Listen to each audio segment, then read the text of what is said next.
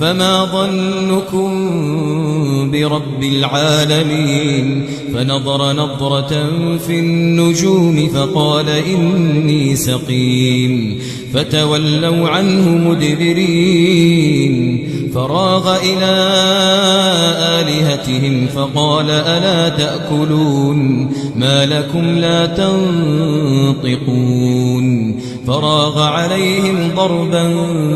باليمين فأقبلوا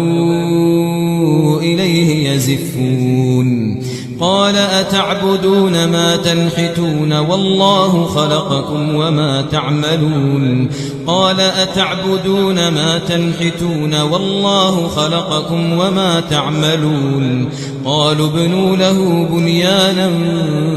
فألقوه في الجحيم فأرادوا به كيدا فجعلناهم الأسفلين